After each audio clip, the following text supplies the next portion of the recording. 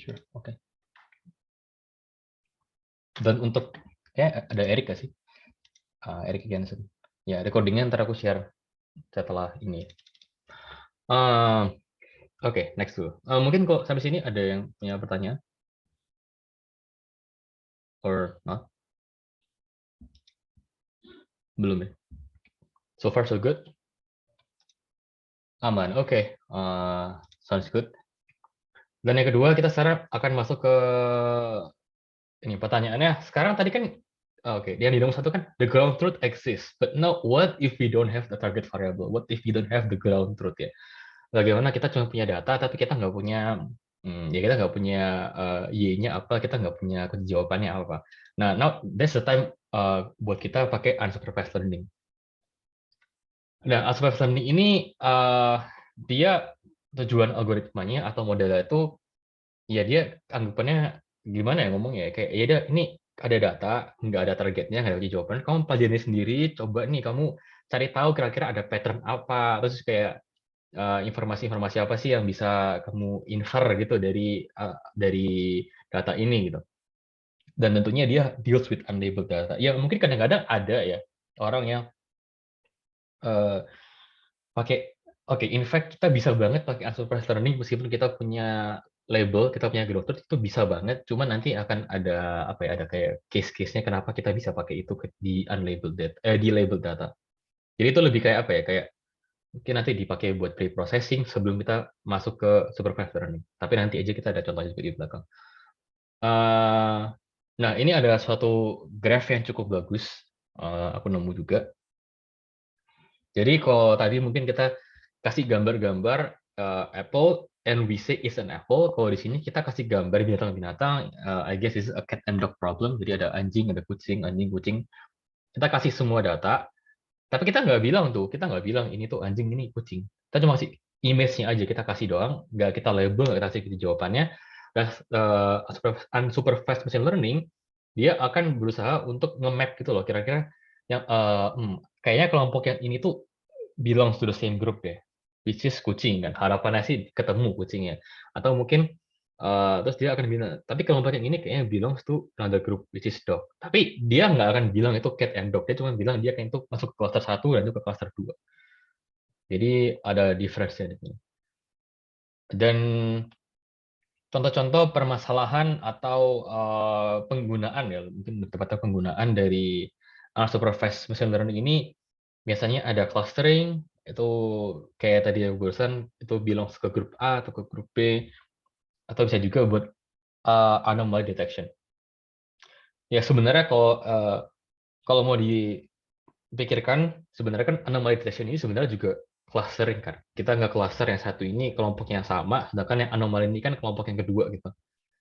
Karena kan mereka punya karakteristik yang berbeda, makanya kita bisa pakai dia buat anomaly detection. Jadi kadang-kadang mungkin detect kalau tiba-tiba network dari sebuah email perusahaan mungkin ada yang tiba-tiba berubah, atau graph dari kayak transaksinya tiba-tiba dengan aneh, itu mungkin kita bisa pakai anomaly detection. Dan mungkin contoh lain dari clustering, ya mungkin kita punya itu ya, mungkin nggak tahu nih, mungkin ada yang jadi jurusan branding atau jadi jurusan marketing gitu, mungkin atau bisnis juga bisa. Kita punya data dari apa namanya, misalnya kita punya aplikasi nih, atau kita punya toko lah, kita punya misal depot makan atau apa, terus kita catat nih kira-kira, oh ya pengunjung yang ini tuh hari ini ada satu pengunjung yang beli makanan ini, ada pengunjung yang beli makanan itu, atau tipe-tipe seperti itu. Dan nanti kita bisa pakai machine learning buat kita nge-identify kira-kira, oh ini ada cluster satu, kira-kira usernya tipenya seperti apa nih, atau ada cluster kedua, kira-kira itu merupakan segmentasi user yang seperti apa. Dan jadi ketika kita sudah punya cluster-cluster ini, kita bisa bikin action plan kan. Kira-kira, oh kalau misalnya yang ini, cluster yang ini ternyata sukanya doyannya makan mie ayam nih. Berarti ya udah kita mungkin kita persiapin mie ayam yang lebih enak lagi atau apa. Ya maybe doesn't make sense karena aku bukan orang marketing. Cuman di idea gitu ya. Kita punya target user yang sudah spesifik, sudah punya karakteristik yang sama, dan kita bisa lebih apply apa ya, lebih ya apply special treatment lah. Dan key takeaways-nya sebelum kita move on ke algoritma-algoritmanya, yang pertama, bedanya tentu ground truth-nya nggak ada, Dan yang kedua, tujuannya adalah untuk melakukan infer atau mempelajari struktur data seperti apa yang ada di data tersebut, dan juga kita karena kita outputnya adalah cluster, jadi data ini bilang tuh cluster 1, ini data cluster 2, berarti kita secara nggak langsung kita ngasih dia label kan. Kita ngelompokin dia ke cluster-cluster tertentu, dan ini kita bisa bilang, ya kadang-kadang ketika kita nggak punya label, kita mau nge-labelin, ya caranya dengan cara unsupervised learning seperti ini. Dan usage-nya tadi ada clustering, ada anomaly detection. Oke, sampai sini ada yang, oh wait, kayaknya aku punya ilustrasi yang bagus deh. Nah, ini mungkin zaman dulu banget ketika ada the invention of fire, jadi pertama kali api ditemukan, ada yang mau nyoba kira-kira ini masuknya supervised atau unsupervised learning? Boleh ditulis di kolom chat. Do you guys think this is supervised or is it unsupervised?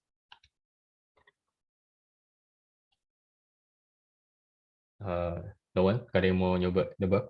Atau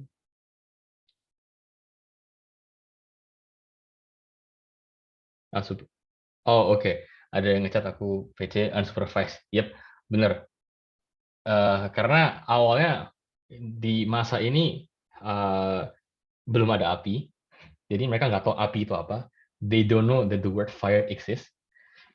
Terus tiba-tiba mereka menemukan sesuatu, mereka belajar, oh ini ternyata sesuatu yang berwarna merah, yang bukan padat, terus dipegang panas, ya itu namanya api. Jadi mereka belajar dari sesuatu yang mereka nggak tahu itu apa gitu. And this is called unsupervised learning. Oke, kalau ada pertanyaan sampai sini, masih semangat ya?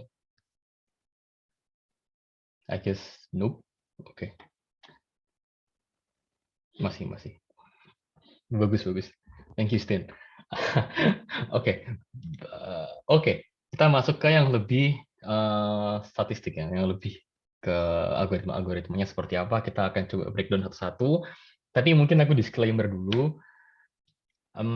Jadi karena ini emang sangat banyak dan biasanya itu kayak topik-topik ini kalau secara statistik, secara matematika mungkin bisa dibilang satu algoritma bisa 1 hari sendiri belajarnya.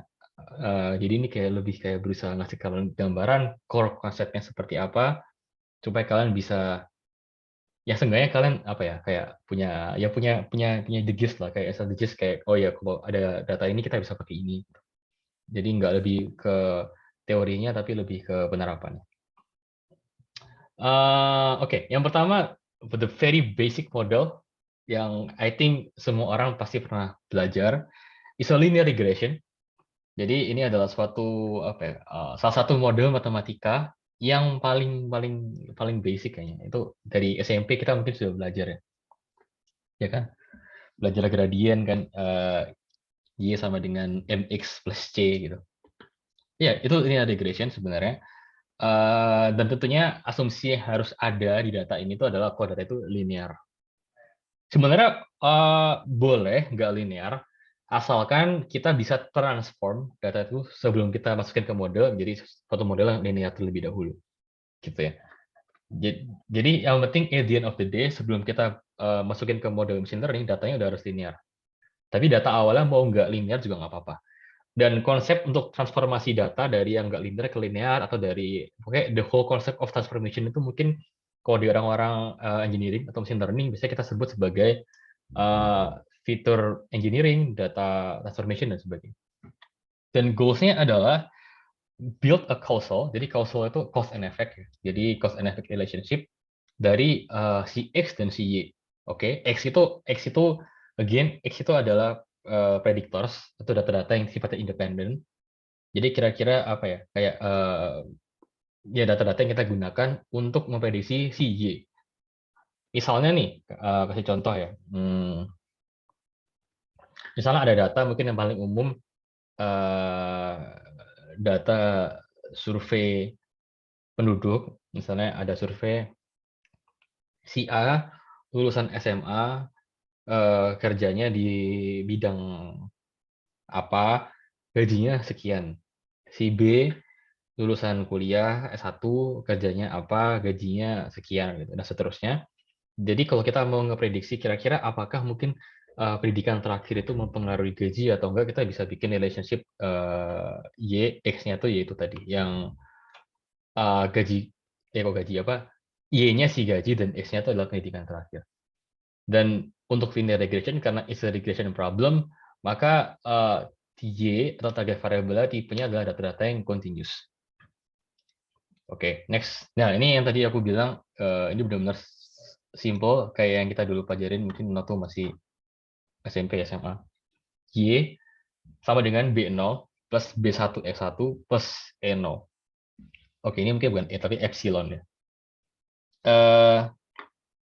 Jadi kita berusaha bikin suatu persamaan matematika di mana nilai X kita dikalikan dengan suatu koefisien, ditambah error, karena pasti ada miss-missnya dikit, dan B0 ini kayak intercept, di matematika itu intercept sama dengan Y.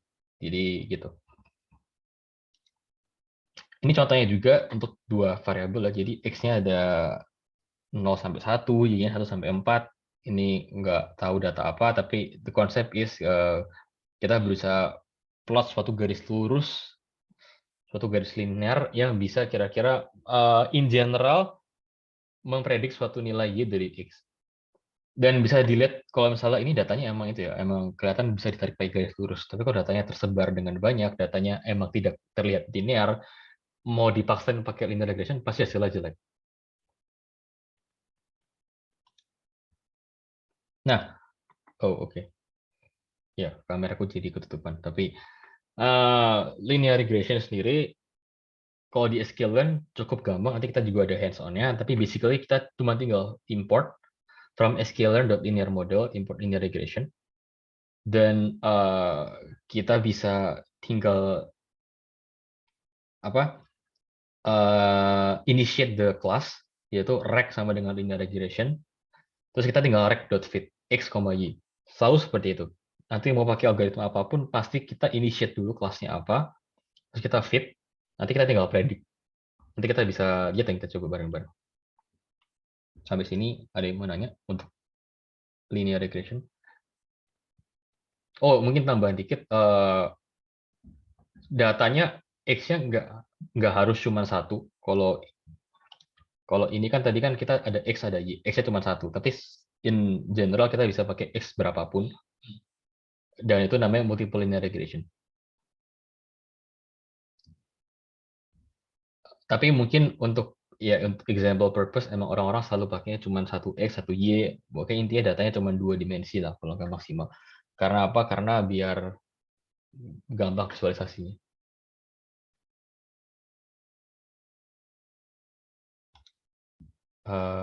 Oke, belum ada pertanyaan. Bisa next kali, oke. Oke, sekarang yang berikutnya adalah logistic regression. Jadi, logistic regression ini sebenarnya kan ya terdengar mirip sama linear regression, which it is. Jadi emang mereka kurang lebih sama. Mereka sama, cuman nanti kita lihat bedanya apa. Jadi kalau tadi kan Y-nya kita adalah suatu data yang continuous ya. Itu data yang tadi sifatnya kayak itu kan, kayak gaji itu kan tadi kan continuous floating number. Tapi what if kita punya datanya categorical, discrete, yes atau no, dogs or cats, apapun lah. Pokoknya intinya categorical. Atau nih, mungkin ada contohnya, kita misalnya disuruh predik apakah suatu suatu customer bank boleh diberikan pinjaman atau enggak, loan. Biasanya itu sering dipakai di dunia perbankan. Dan dia punya dua tipe, sama kayak tadi kan ada simple linear regression, ada multiple linear regression. Kalau di sini kita juga bisa bagi jadi dua tipe, binary atau multinomial. Ini apa bedanya? Kalau binary itu berarti target kita cuma dua kategori, yaitu kayak tadi yes atau no, true or false, cats, dogs, yes, no, apapun. Tapi kalau multinomial mungkin kita ada tiga kategori. Misalnya mungkin apa ya? Mungkin kalau misalnya dari IPK gitu, misalnya ada cum laude, ada ngulang atau apa, atau mungkin nilai-nilai kan bisa ada A, B, AB gitu kan. Itu kan ada beberapa kategori. Jadi itu namanya multinomial. Dan again, just think of it as a regular linear regression. Anggap aja itu benar-benar suatu linear regression, tapi bedanya outputnya itu dalam bentuk probabilitas. Kalau tadi kan outputnya kan langsung dalam bentuk angka. Nah ini enggak nih, ini dalam bentuk probabilitas. Konversinya gimana? Kita pakai yang namanya logistic function seperti sigmoid atau softmax. Nah intinya tuh cuman berapapun outputnya kita inverse dari probability. Nah equationnya sih seperti ini. Oke, terms atau equation yang di kanan ini kan kalau kita tutupin ya, kita tutupin si ln p per 1 min p ini kan sebenarnya kan eh, ya ini sama aja kayak regression tadi kan. Bedanya apa? Bedanya adalah kita nggak butuh tuh nilai y-nya tuh, kita butuhnya itu probabilitasnya. Apakah dia berapa persen dia kemungkinan dia yes atau berapa persen kemungkinan dia no. Nah, karena itu caranya adalah kita inverse dia pakai ini rumus yang logistik yang di kiri yaitu ln p per 1 min p. Ini rumusnya untuk binary ya, untuk dua kategori. Nah, jadi anggapannya ketika kita sudah punya nilai y, untuk kita dapetin probabilitasnya, kita tinggal lakukan eksponensial di kiri dan di kanan. Jadi kan matematika harus ruasnya sama ya. Ini kita eksponensialkan di sini, kita juga eksponensialkan yang di sini. Nah, supaya nanti kita bisa hitung probabilitasnya berapa berdasarkan suatu y yang kita dapatkan dari hasil regression. Makanya sebenarnya tadi kan aku sempat bilang regression and classification itu sebenarnya cukup nyambung. Kenapa? Karena emang model-model itu nggak mengenal langsung prediksi kategori, tapi model itu pasti akan selalu menghasilkan suatu angka numerik, suatu angka yang continuous, baru kemudian dari situ dia berusaha inversekan dia menjadi suatu bentuk probabilitas. Nah, ini contohnya kalau linear ya dia lurus biasa, dan tapi ketika dia sudah dilogistikan maka kita bisa lihat kalau ternyata dia sebenarnya fit-nya tuh bener gitu, kayak kan ya either zero atau one, jadi kayak bentuknya S gitu, makanya dia namanya tadi sigmoid function atau ya karena dia bentuknya kayak S. Jadi basically dia cuma nge-map dari yang awalnya linear jadi suatu logistic regression. Again, this is the code. Nanti kita pasti akan coba.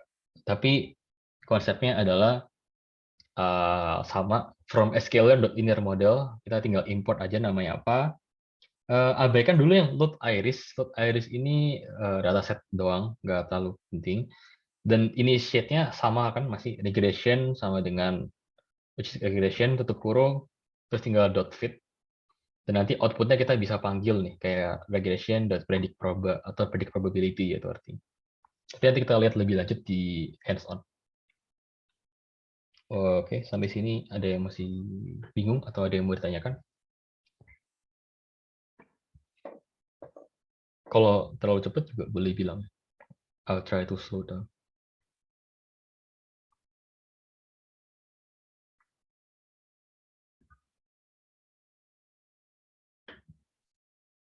Oke, aman, aman. Oke, oke. Oke, lanjut. Oke, now kita masuk ke algoritma ketiga. Kita udah lumayan cepat.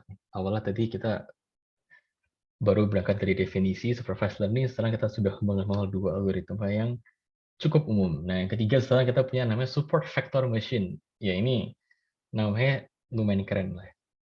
Nah, support vector itu apa? Mungkin pertanyakan itu. Support vector sendiri itu adalah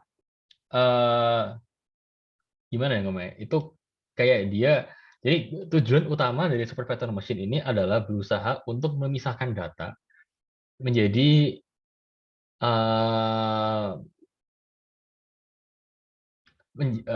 kita berusaha bikin border dari data-data kita dengan mengkonstruk suatu equation hyperplane. Nah, itu. Mungkin sebenarnya, mungkin kita akan back ke slide ini, cuma aku kasih contoh pakai gambar dulu aja. Nah, kalau yang di kiri kita lihat, ini anggap kita punya classification problem. Jadi dari awal kita tahu kalau ada kelas 1, ada kelas 2. Yang biru tuh kelas 1, saya bintang, yang kedua kelas bulat.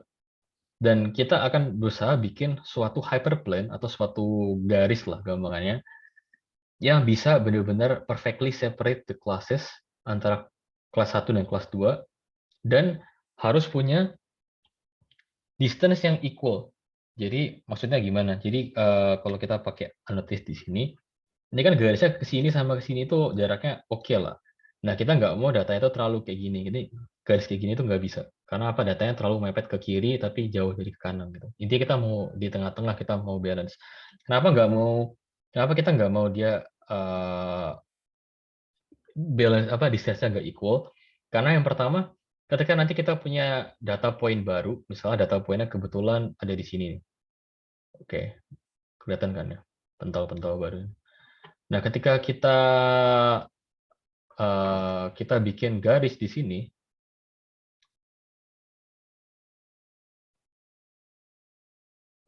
sama ada pentol baru lagi. Wait. Oke, sama ada yang di sini. Nah, kedua data point baru ini, berdasarkan support vector yang di kiri ini, maka dia akan masuk ke kelas 2 atau kelas yang warna merah. Padahal sebenarnya mungkin yang ini mungkin oke lah, dia masuk yang merah. Tapi yang ini bukan, dia lebih cocok masuk ke yang biru. Ya kan? Ini kan yang ini lebih cocok masuk ke yang biru. Jadi itu ya itu simplifikasinya adalah itu kenapa si support vector atau si garis ini, si hyperplane ini harus sebisa mungkin perfectly create a separate border distance gitu. Dan itu yang disebut sama support vector ini si maksimum margin hyperplane. Jadi dia benar-benar berusaha ngemaksimumin jarak antara garis itu ke kiri dan garis itu ke kanan lah, anggapan gitu. Dia mau jaraknya itu sebisa mungkin seoptimum mungkin. Nah, makanya di slide ini super vector basically dia adalah borderline data points. Dia berusaha mengkonstruksi hyperplane ini supaya kita bisa separate kelas-kelas yang ada, dan kita berusaha untuk menghitung jarak antar kelas terujung ke hyperplane secara tegak lurus, secara perpendikular. Dan ketika jarak itu lebar, jadi dia punya hyperplane yang bagus. Lebar ini dalam artian ke semua kelas ya, kayak tadi ya. Kalau kelas ke-1 ini dekat, nggak boleh. Jadi harus ini besar gitu. Jadi nggak boleh satunya besar banget, satunya kecil tuh nggak boleh. Dan super vector ini basically bertujuan untuk membuat solution yang errornya paling sedikit dan juga paling generalized. Alasan kenapa dia ideal adalah dia tentunya top 5 ya, makanya sekarang kita pelajarin, dan dia juga bisa bikin classification maupun regression. Tapi untuk detailnya kenapa dia bisa dua-duanya mungkin nggak akan aku jelasin di sini karena cukup kompleks. Dan yang ketiga, mungkin kalau kalian lihat dari ini kan kayak cukup simple ya. Simple dalam artian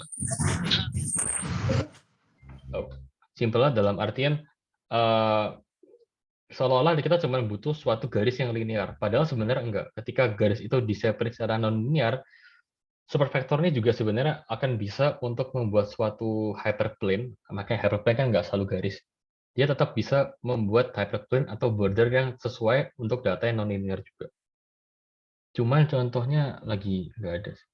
Nah, kalau di scikit-learn sendiri kita bisa panggil dua-duanya. Yang pertama pakai SVC, stands for SVM classifier. Yang kedua adalah SVR, yaitu SVM regressor. Nah,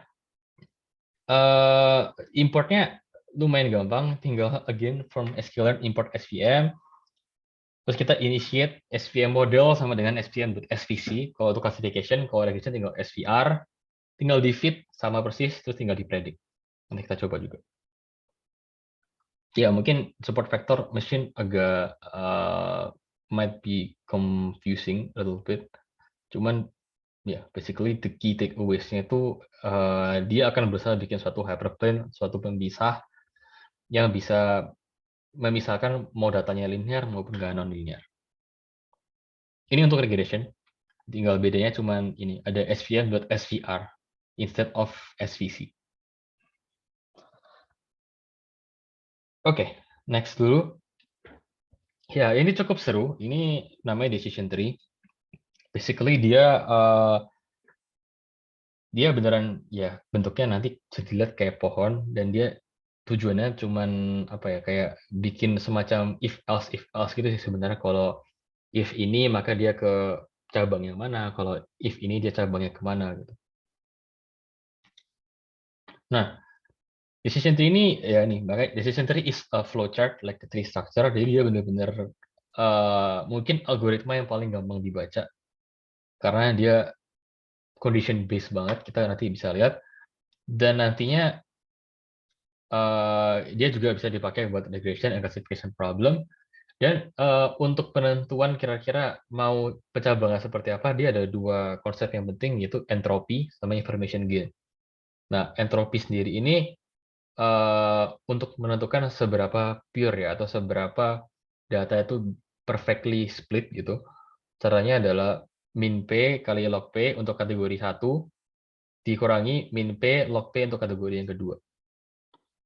Dan information gain ini berarti kita tuh akan sebelum dia memutuskan untuk nge-split based on satu kategori, maka dia tuh akan kayak ngitung dulu nih, entropi sebelum di-split berapa, dan kemudian entropi setelah di-split jadi berapa. Kalau ternyata jaraknya jauh, berarti ada peningkatan atau ada informasi yang dipelajarin. Tapi kalau tidak ada peningkatan, atau bahkan mungkin ya nggak terlalu signifikan, maka dia akan coba cari fitur berikutnya.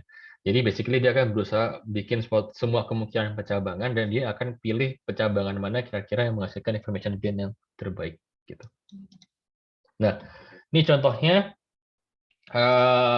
kita mungkin punya data ini ya kayak ada weather, temperature, humidity, wind, dan berdasarkan data cuaca ini kita memutuskan apakah kita ingin bermain atau enggak. Ini mungkin ya bermain di luar, mungkin kayak olahraga atau apa, atau ya jalan-jalan aja, jalan kaki keluar gitu. Nah, dari semua ini maka si model ini akan mempelajari suatu flowchart yang terbaik gitu. Jadi yang pertama mungkin based on weather dulu nih. Ternyata dia belajar kalau ternyata information gain yang terbesar adalah dari weather. Nah, kita ini benar-benar seperti if else. Yang pertama if sunny, maka dia akan cek ke node atau ke cabang bawahnya. Atau if cloudy, maka dia ke cabang yang di tengah. Nah, atau if rainy, cabang yang kanan. Nah, cabang terakhir di suatu cabang, jadi kayak anak terakhirnya itu, dia akan berhenti ketika sudah nggak ada pecabangan lagi. Ya, maksudnya apa ya? Kayak entropinya itu udah nol. Jadi ketika dia sudah nol, maka artinya datanya itu sudah benar-benar apa jadi intinya satu cabangnya itu benar-benar dibuat sebisa mungkin supaya dia cuma ada satu kategori doang, yaitu yes atau no. Jadi nggak boleh ada 50 yes, ada 50 no, itu nggak boleh. Dia mau semuanya tuh yes. Dan kebetulan kalau kita lihat di data ini, semua yang weather-nya cloudy, kayak di baris 2, baris 4, baris 9, itu adalah yes. Oke, jadi ternyata berdasarkan data, setiap kali cuacanya cloudy, pasti kita yes, kita akan bermain. Nah, makanya pencabangan yang cloudy ini langsung berakhir di yes, nggak ada sub cabang lagi, ya kan? Karena kita nggak perlu ngecek apa-apa lagi, karena ternyata by the entropy dia sudah perfectly separated. Isinya udah yes semua. That's why nggak ada anaknya lagi. Nah, sekarang kita ke Sunny sama ke Rainy. Nah, ternyata kalau ke Sunny, kita perlu breakdown ke humidity. Humidity kan ada high, ada normal nih. Dan based on the data, setiap kali dia sunny dan dia humidity-nya high, ternyata dia nggak bermain gitu. Jadi sudah perfectly separated nih.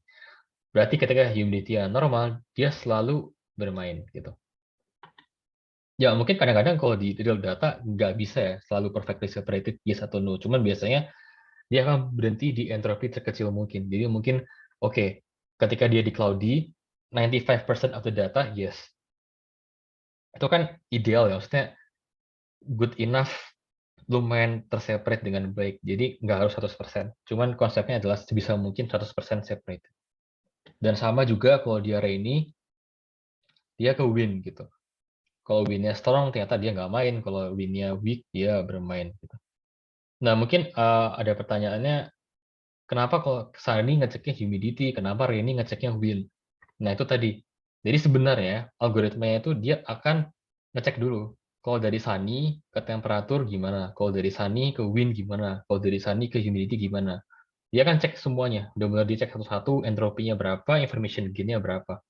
Cuman ternyata based on the calculation, based on the machine learning part, dia memutuskan bahwa information gain dari sunny ke humidity itu paling bagus. Gitu. Dan sama juga yang di kanan, dari Rainy, kenapa bisa ke wind? Ya dia sudah ngecek juga Rainy ke temperatur, Rainy ke humidity, Rainy ke wind. Yang paling bisa separate data adalah Rainy dan wind. Oke, sampai sini ada yang mau nanya tentang decision tree?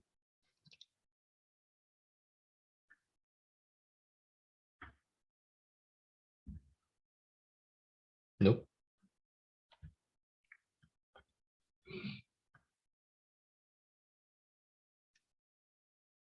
Oke.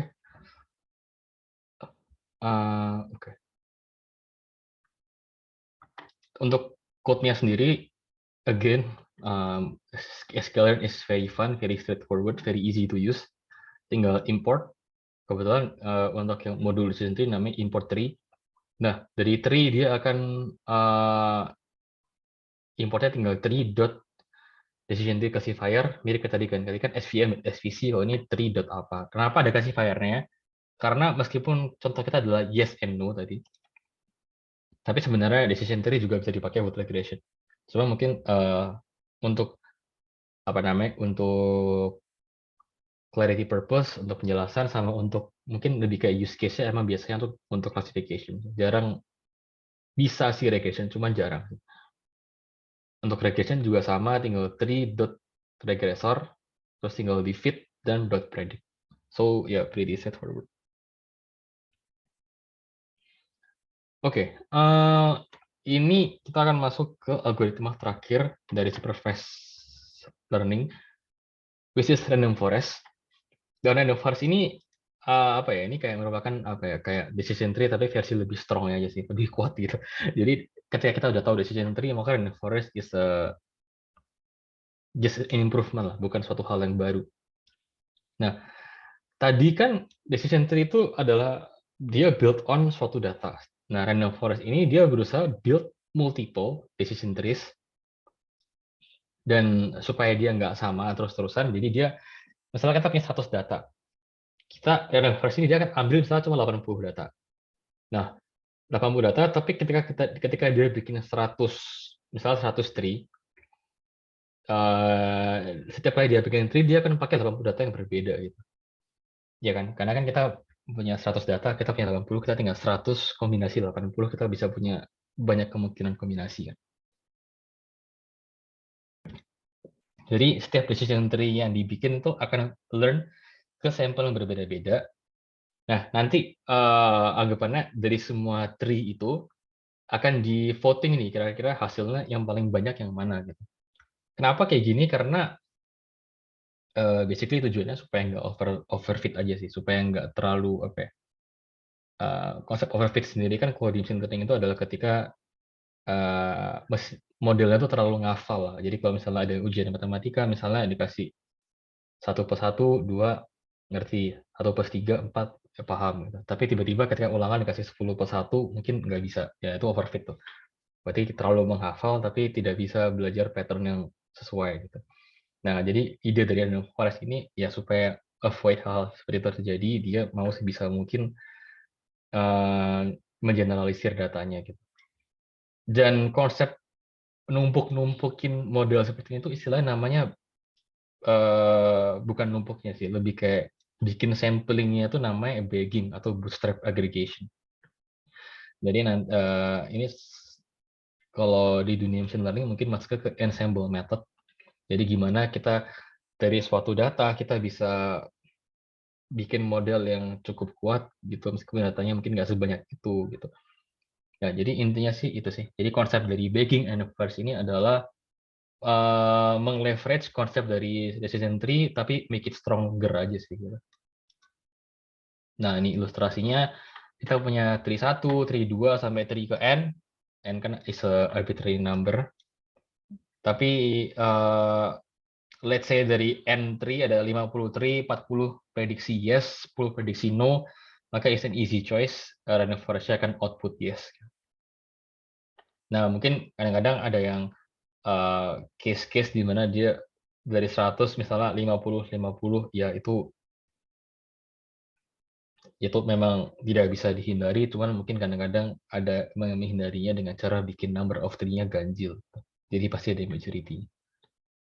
Atau again kan decision tree juga bisa regression, nggak cuma classification. Maka misalnya balikin ke soal data gaji tadi, misalnya tree pertama oke nebaknya gaji 50.000, tree kedua 40.000 dan sebagainya. Maka hasil akhirnya dari reinforce itu adalah di average, di rata-rata. Jadi 50 plus 40 plus berapa sampai berapa sampai n terus dibagi n. Ya, yeah, just like rata-rata. Makanya dia they have a lot of trees, hence the name is a random forest. Jadi from decision trees make a forest but make it random. Well, okay. Ya, itu random forest dan untuk di sklearnya juga dia tinggal import again. Cuman ini dia masuk submodulnya sklearn.ensemble. Oh, sorry, yang ini belum diganti. Harusnya ini CLF sama dengan random forest classifier ya, bukan decision tree. Abaikan yang ini. Ya, ini juga belum diganti. Jadi sama persis, cuma bedanya tree dot ini diganti sama random forest. Ya, ini adalah algoritma terakhir dari supervised learning. Mungkin ada yang mau direview dari supervised atau enggak kita bisa masuk ke unsupervised. Kalau ada yang mau nanya di kolom chat aja sebentar. Mau ambil minum sebentar.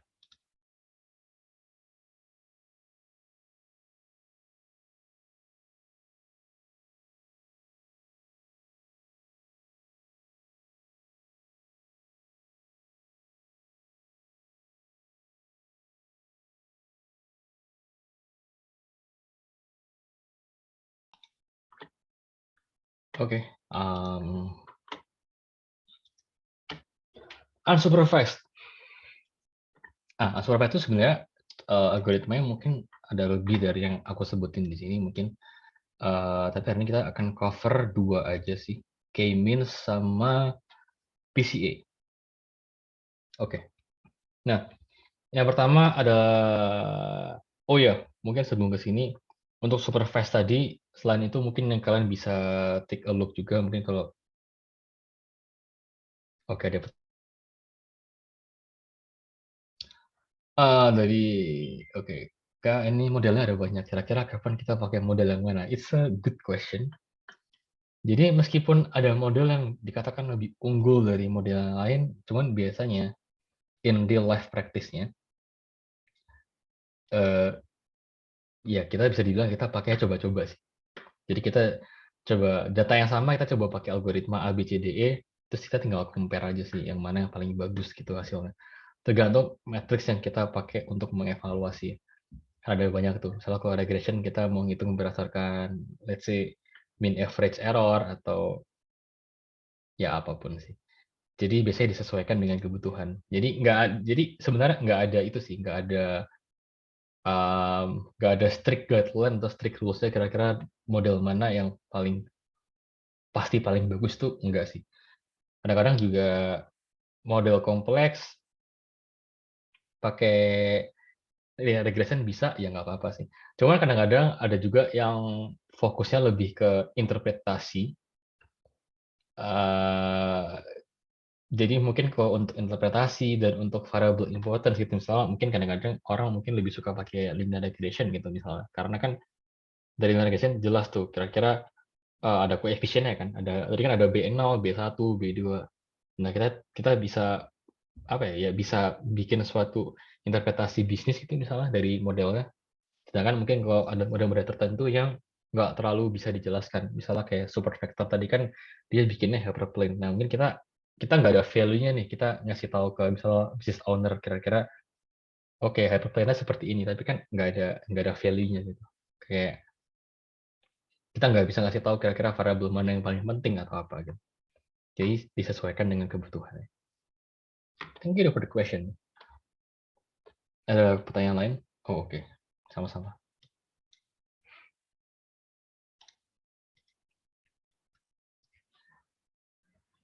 Oke. Nah, di model lain, di supervised kalian juga bisa check out mungkin ada KNN, itu K nearest neighbor. Ada juga naive bias. Itu biasanya juga sering dipakai, cuman beyond the scope today.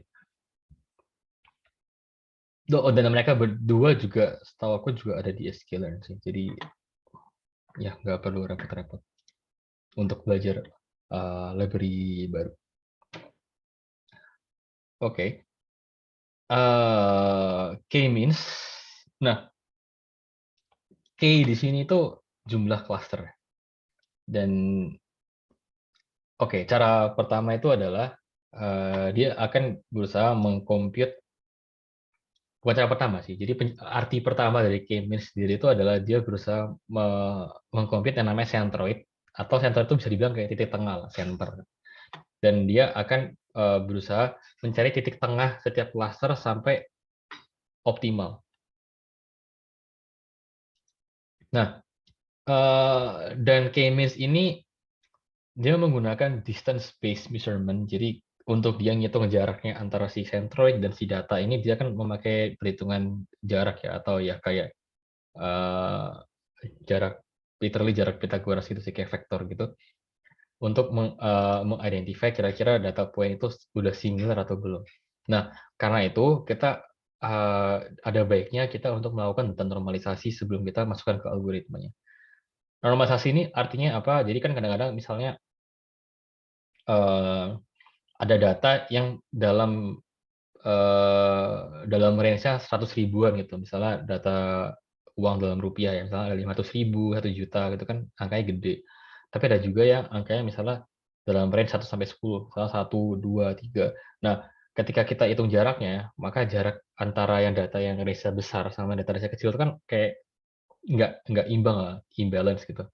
Jadi kita biasanya kalau pakai K-means gitu, kita baiknya kita normalisasi dulu supaya range-nya itu sama-sama di range yang sama itu, supaya nggak ada variabel yang terlalu mendominasi dalam perhitungan jaraknya. Nah, steps-nya cukup simple kalau di oversimplifikasi. Yang pertama kita select K. Jadi ya misalnya kita ini disesuaikan dengan kebutuhan. Kadang-kadang kita tahu kita mau bagi ini ke 3 cluster, ya udah berarti select 3 gitu. Tapi di sini mungkin select 2 ya. Jadi kita pertama akan randomly, kita dari semua data point ini kita random aja nih, kita kasih titik gitu. Oke, dia cluster 1, dia cluster 2. Nah, selanjutnya kita akan mapping semua objek gitu ke titik pertama random tadi itu, kita hitung jaraknya berapa. Nah, kita hitung jarak kedua-duanya dan kita akan masukkan ke dia ke jarak yang lebih pendek gitu. Misalnya data yang let's say annotate. Let's say data yang ini lebih dekat ke yang ini, berarti dia masuk ke cluster 1. Ini data ini dekat ke yang ini, jadi cluster 2 gitu. Ya ini. Misalnya ini sama ini gitu. Dan awalnya belum benar random. Tapi ya kita akan assign semua berdasarkan distance yang dihitung. Nah, tapi selanjutnya ketika kita sudah assign, maka kita sudah punya persebaran cluster awal. Tapi kan itu nggak optimum.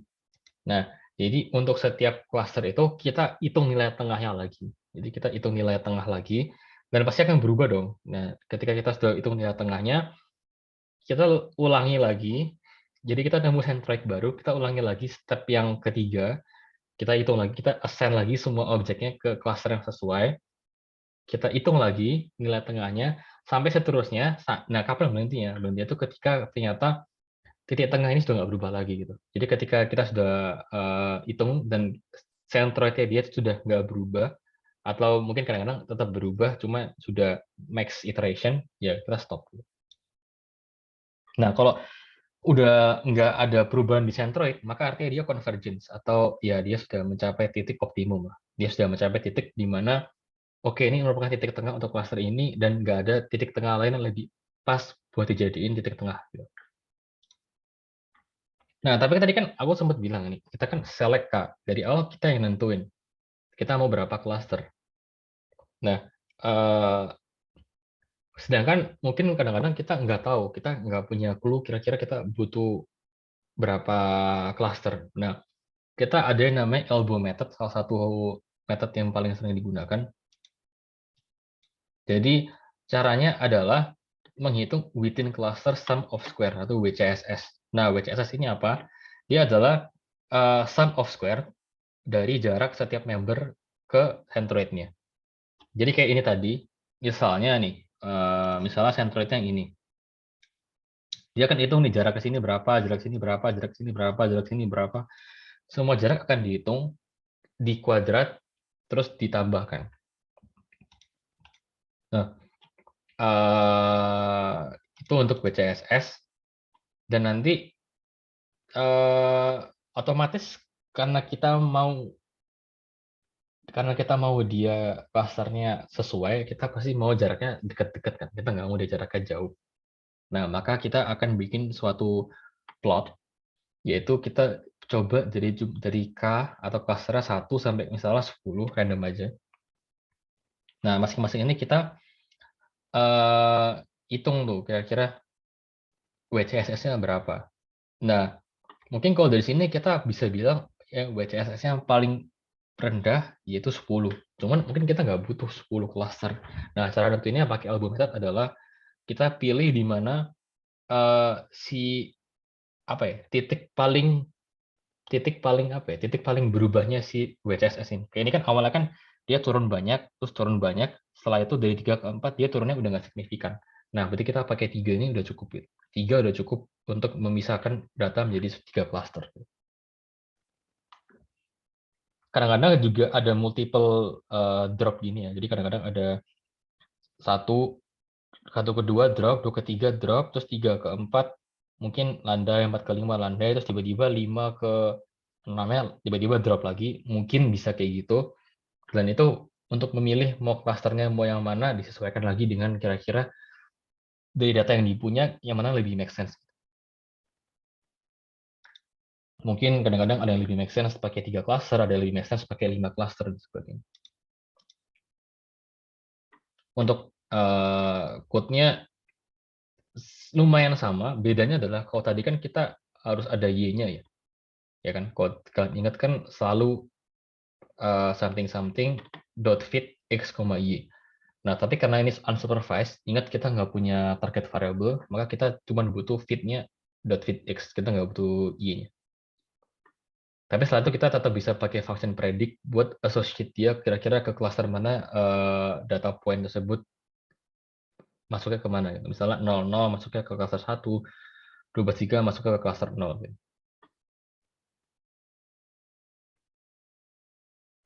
Nah, kalau di sini sih ya bisa dilihat kan awalnya kan datanya kan cuma 1,2, 1,4, 1,0, terus tiba-tiba ada yang 10,2, 10,4. Nah, jadi mungkin inferensinya sih mungkin kayaknya ya ketika dia datanya kecil-kecil maka dia masuk cluster 0, 1 kalau di sini, kalau datanya besar dia masuk cluster 0. Jadi dia cukup pintar untuk melabel sendiri. Seperti tadi yang aku jelasin di awal, definisinya kalau supervised learning itu berusaha untuk label the data. Oke. I hope so far so good. Kita akan lanjut ke berikutnya yaitu PCA. PCA ini terakhir gitu, untuk secara teori. Dan PCA ini very very powerful, very very useful juga. Jadi PCA ini masuk ke dalam kategori dimensionality reduction. Jadi sesuai namanya dia goals-nya adalah berusaha untuk mengurangi dimensi dari data yang ada. Jadi misalnya awalnya datanya kita besar banget, kita punya 100 variabel, kita punya 100 kolom, mungkin akan memusingkan ya untuk menganalisa satu-satunya. Jadi kita bisa pakai PCA buat ngurangin dia misalnya jadi 10 kolom atau menjadi 5 kolom bahkan.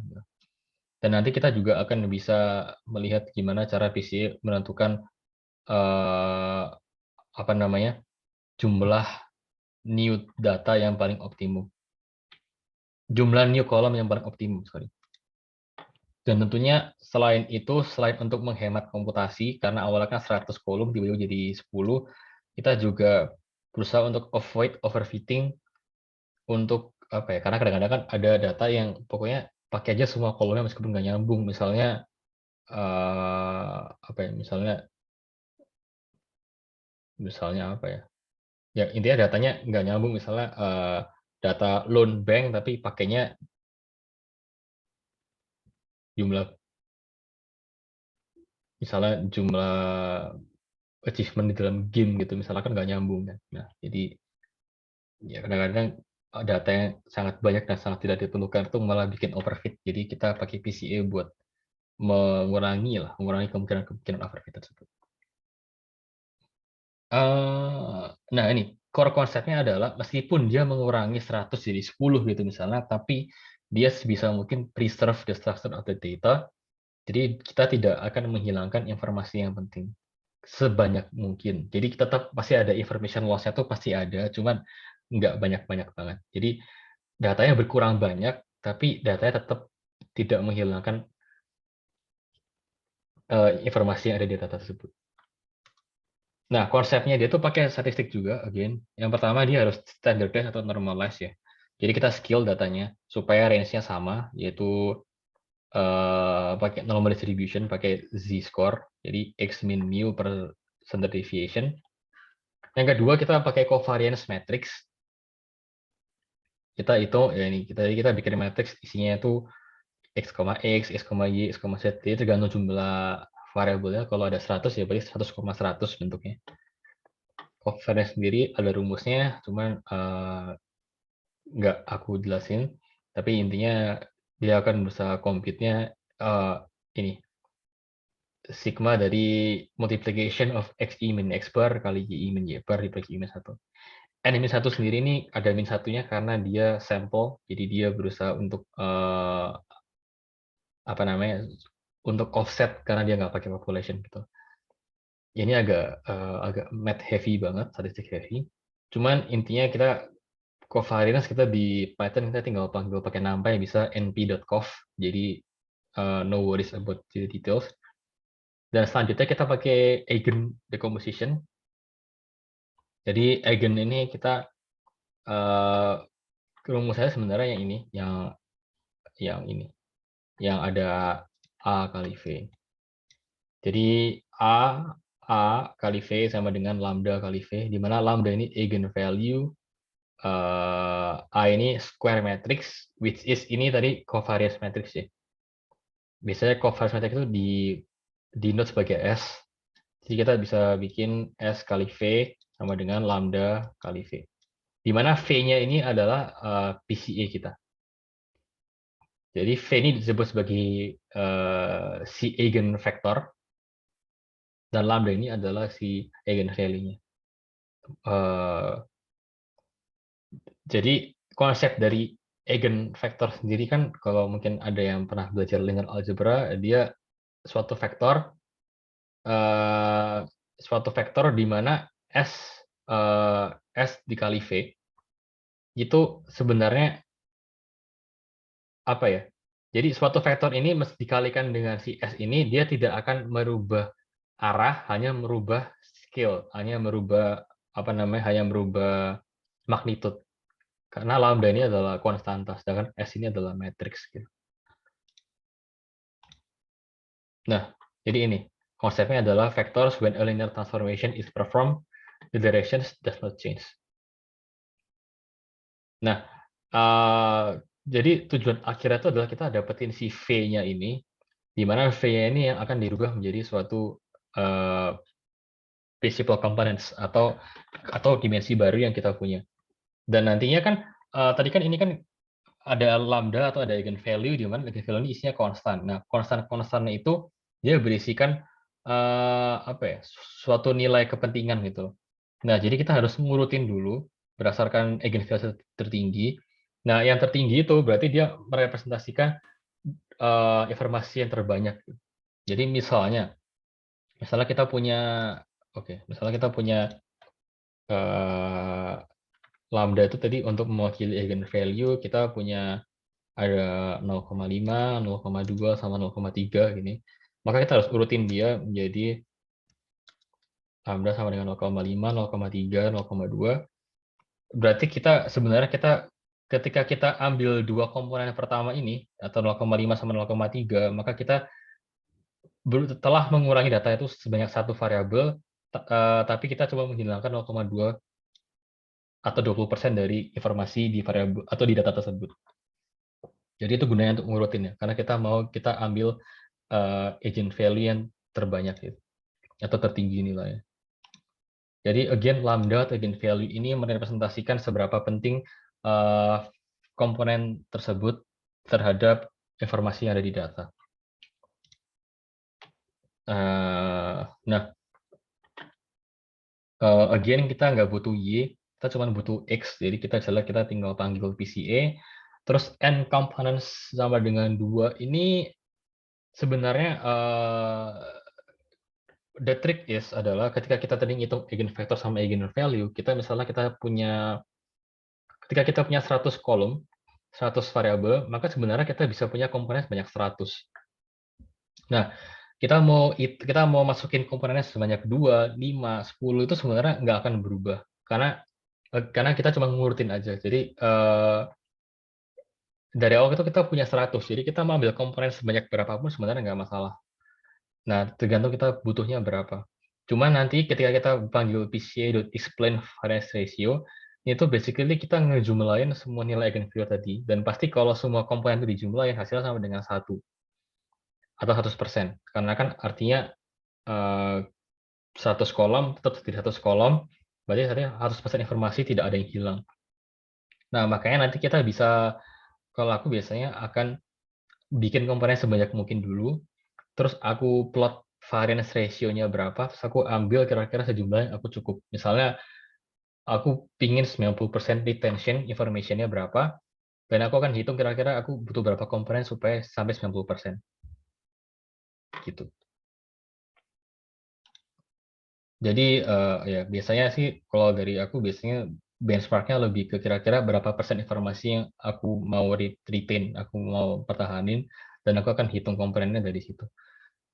Tapi kadang-kadang ada orang yang bikinnya cuma sama dengan 2, biasanya lebih ke untuk visualization purpose sih. Supaya karena datanya kan bisa dilihat dengan jelas kalau dia dalam bentuk 2 dimensi.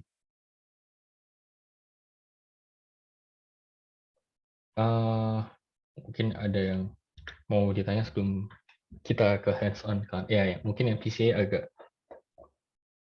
agak confusing, tapi I hope kayak clear enough kira-kira dia ngelakuin apa dan tujuannya apa.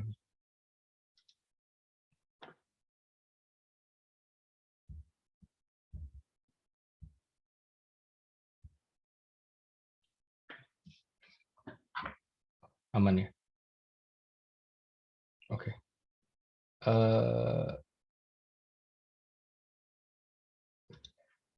Oke, kita ke hands on.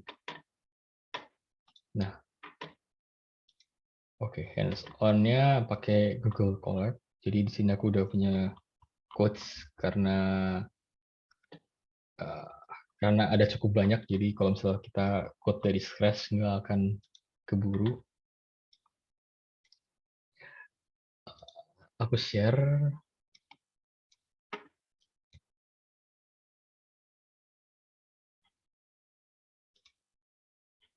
Oke, view.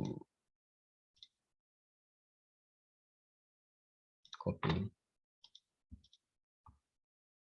Oh, sorry. Jangan preset yang mulai deh. Ada yang... Oke. Oke. Boleh sambil dibuka. Kalau mau sambil dengerin langsung juga nggak apa-apa. Soalnya paling code-nya yang nambah cuma dikit doang nanti. Tapi kalau ada mau sambil coba-coba juga boleh. Dan aku saranin karena itu view only, jadi kalian tinggal dibuka collab-nya, open in any browser, terus kalian tinggal file and then make a copy. File save a copy in drive gitu, supaya kalian bisa punya kopinya dan kalian bisa edit dan langsung ke save.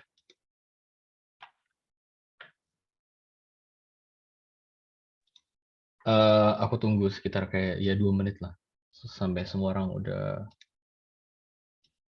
bisa buka collab-nya dan lanjut. Mungkin kalau yang udah siap mungkin bisa kasih reaction kali, atau chat aja kayak oke atau siap atau apa.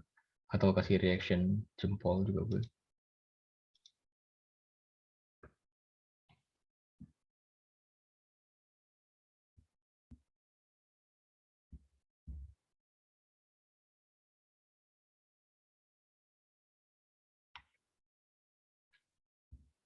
Ada yang nggak bisa buka linknya mungkin?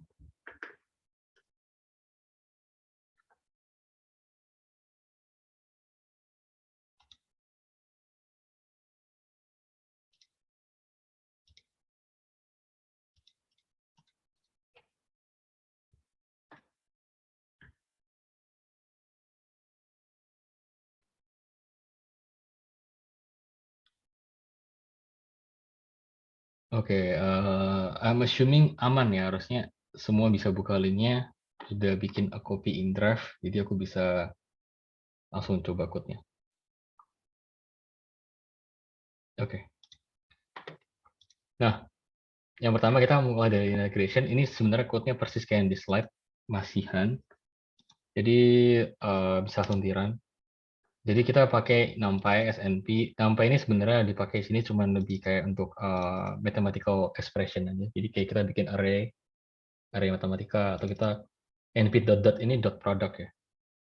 Jadi mungkin yang udah pernah baca algebra, ini is just dot product made easy. Jadi dot product ini mungkin oke, dot product ya. Dot product ini fun fact aja, misalnya kita punya vektor A gitu, misalnya 1, 3, 2 gitu. Dan B vektornya 2, 4, 5. Berarti kalau np dot dot A, B gitu, kita akan punya perkalian 1 kali 2 ditambah 3 kali 4 ditambah 2 kali 5. Jadi ini apa ya? Ini elemen wise multiplication lah. Ya, it's just for a fun fact aja. Jadi kita punya X, punya Y, terus ini kita benar-benar cuma panggil rect sama dengan linear regression. Jadi ingat karena Python is a object-oriented programming, jadi kita harus initiate kelasnya dulu. Jadi ini mungkin kita bisa breakdown kayak gini. Jadi initiate kalau rect itu linear regression, dan kemudian kita rect.fit x, y. Dan ketika kita fit, kalau ada ini berarti the instance-nya udah berhasil di-initiate, dan kita sudah fit, dan kita bisa panggil rect.score buat ngitung R squared-nya, atau ini kira-kira kayak, ini tuh artinya dalam persentase, jadi seberapa informatif lah modelnya. Jadi kalau misalnya dia hasilnya 0,8, berarti ya 80% dari data kita tuh bisa dijelasin gitu sama si modelnya. Tapi kalau rect score-nya jelek, berarti modelnya sebenarnya nggak cocok gitu. Nah, kita juga bisa panggil rect.coef. Coef ini tadi kalau misalnya kalian ingat kan, regression ini kan bentuknya kan Y sama dengan B0 plus B1, BI, XI. Kenapa I sama I? Karena bebas kita punya variabel berapapun. In this case, karena kita punya dua variabel, ya kan, 1,1, berarti ada dua. Jadi kita bisa bikinnya B1, X1 ditambah B2 kali X2.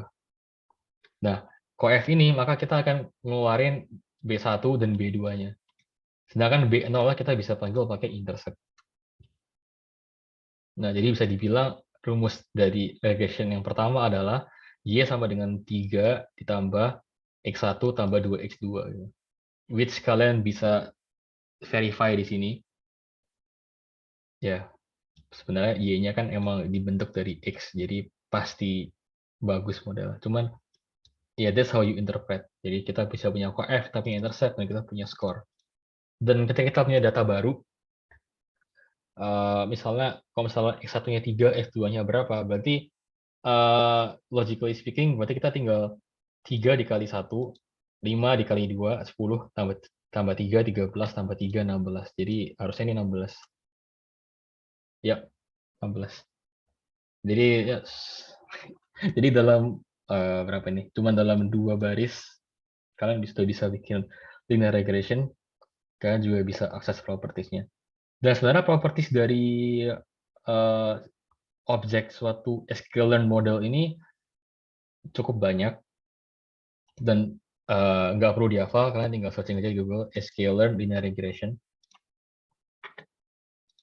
dan kalian buka yang punyanya scikit-learn.org. Ini berarti official documentation. Jadi a good programming practice itu adalah sering-sering buka dokumentasi dari package yang kalian gunakan, karena ya basically mereka provide everything yang kalian butuhin.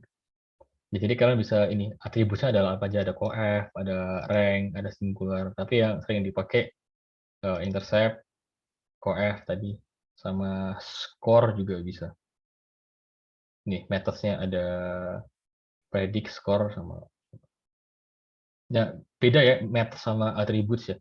Kalau methods itu function yang bisa dipanggil, kalau attributes itu apa ya, kayak misalnya ya atribut sih. Misalnya kalau kalau kalau kelas kita tuh misalnya anak kuliah, berarti atributnya misalnya ya selama mater gitu. Tapi kalau metode itu kayak atributnya adalah belajar gitu. Metode adalah belajar gitu. Jadi yang satu action yang bisa digunakan, yang satu cuma dipanggil aja. Makanya kalau you know it's method ketika kita ada kurungnya. Kayak ini kan ada dot fit, ada kurungnya. Tapi kalau nggak ada kurungnya, cuma dot apa, itu berarti attributes. So far so good. Pastilah. Terus yang kedua adalah logistic regression. Nah, tadi aku bilang kita akan pakai yang SQL datasets import load iris. Jadi let's run this first.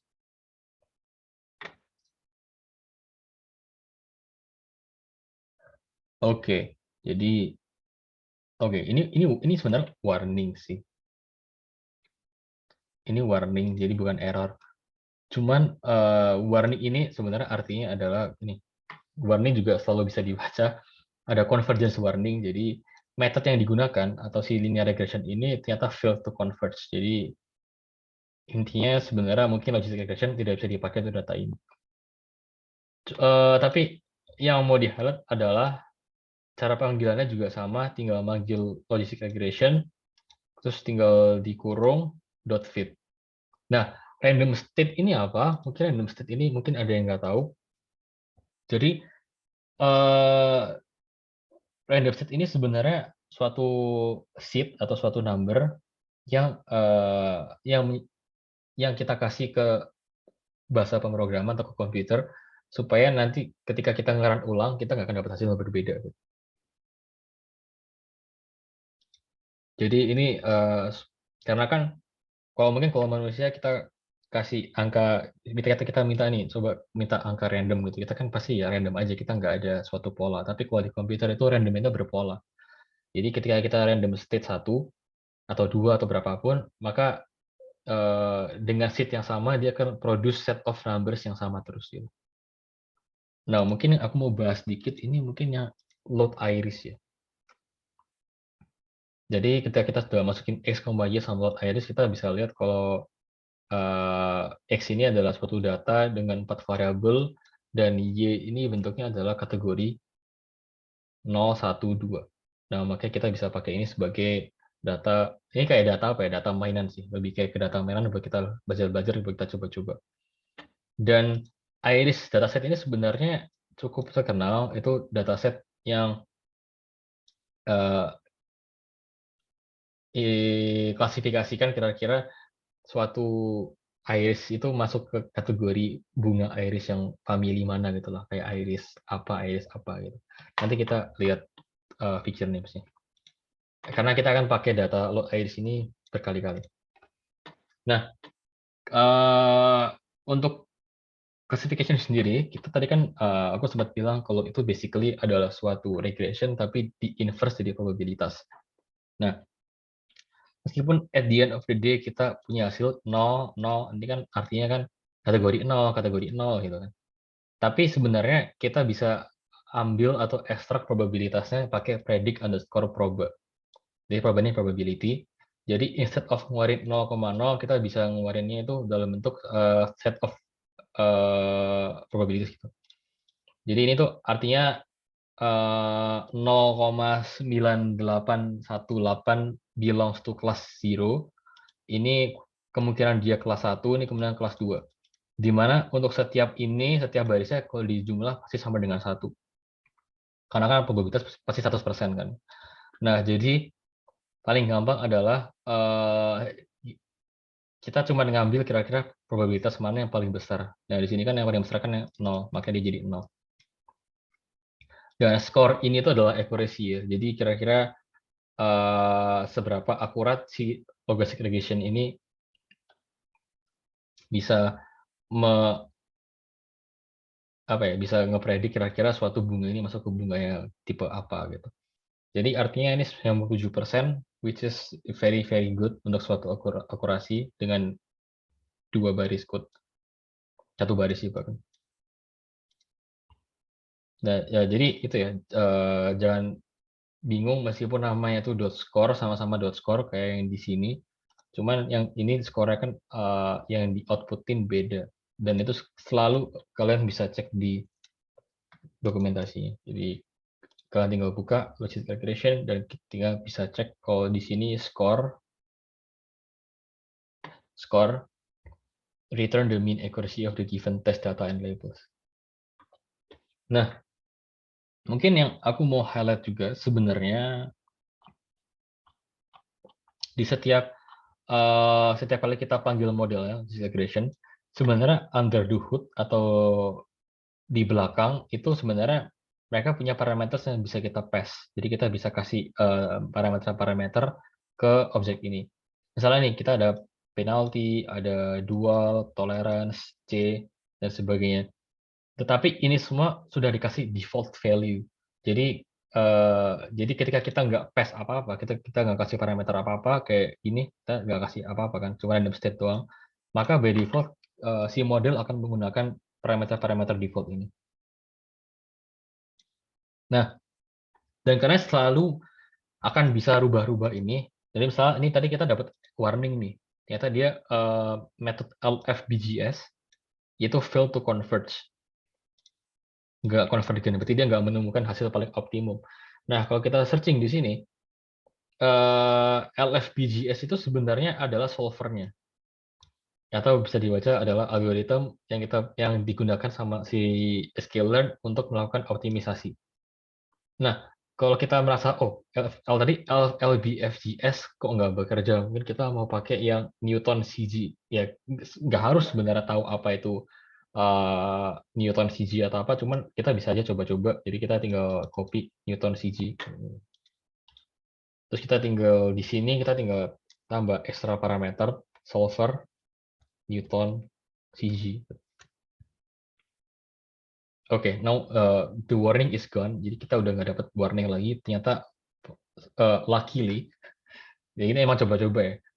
Kita pakai si solver Newton CG, kita sekarang sudah nggak dapat warning. Dan ketika kita predik, tapi hasilnya sama,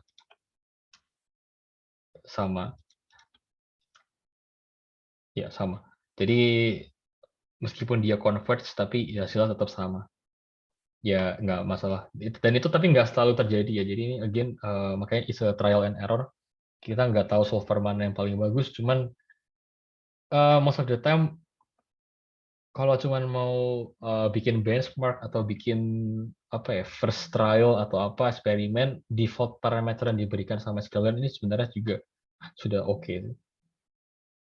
Jadi kalian bisa baca aja di dokumentasinya kira-kira ini ngelakuin apa dan selalu bisa kalian coba-coba. Nah, nanti akan ada cara yang bisa kita pakai untuk mengautomate coba-coba ini supaya kita bisa return hasil yang paling bagus. Tapi di setelah ini harusnya.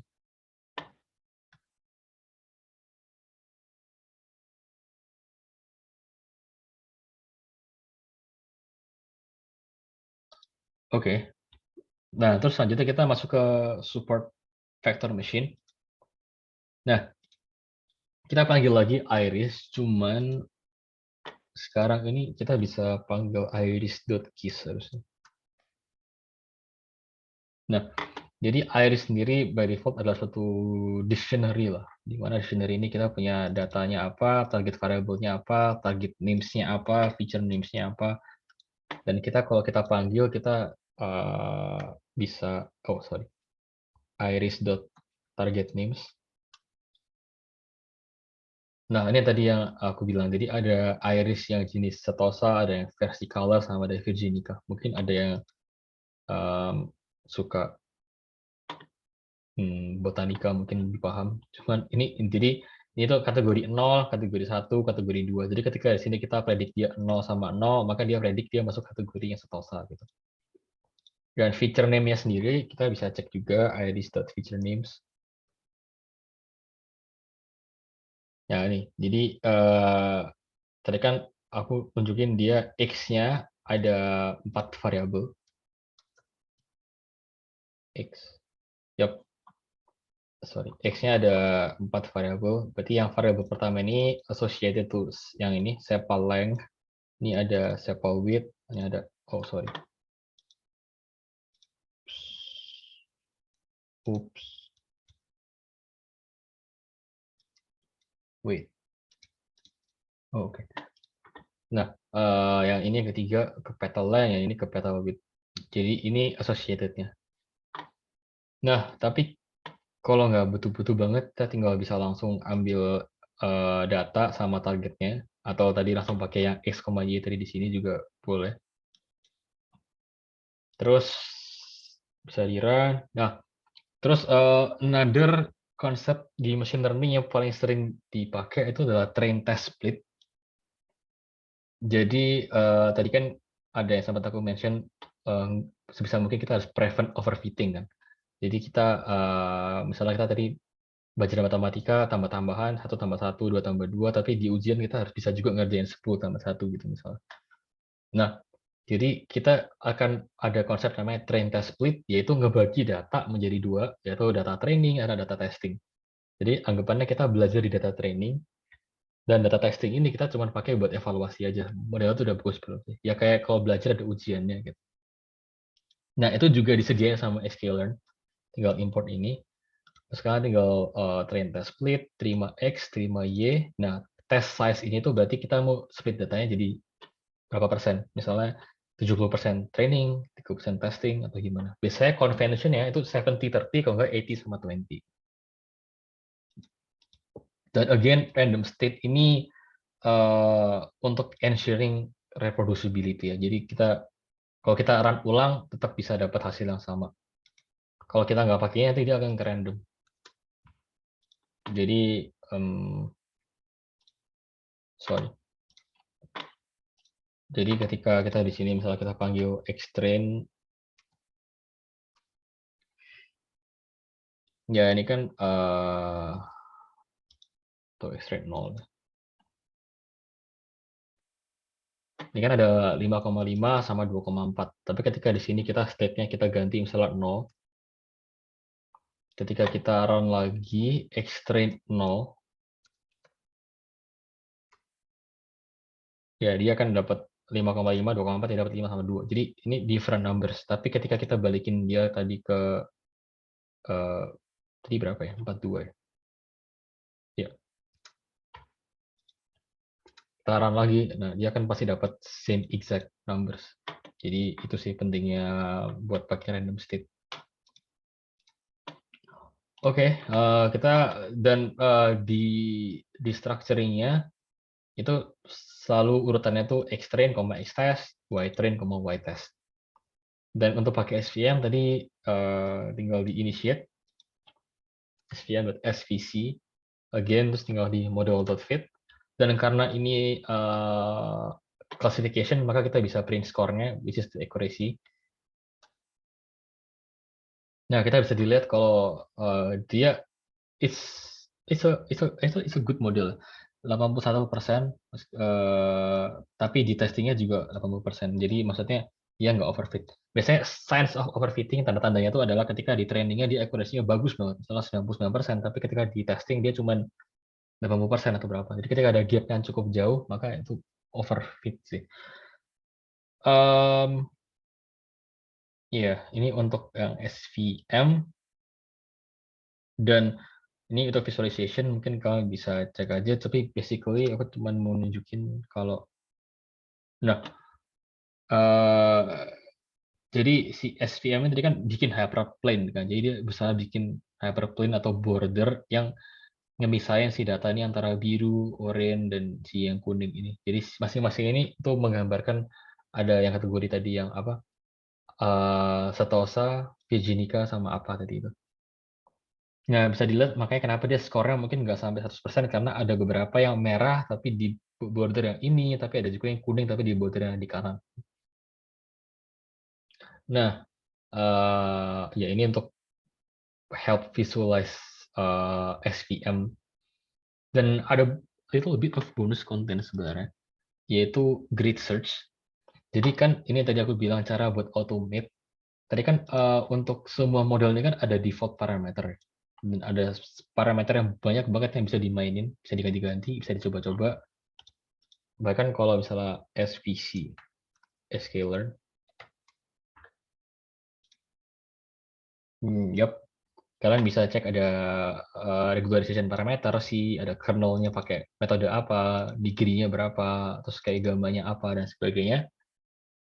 Itu bisa di automate dengan cara pakai grid search. Belum import grid search.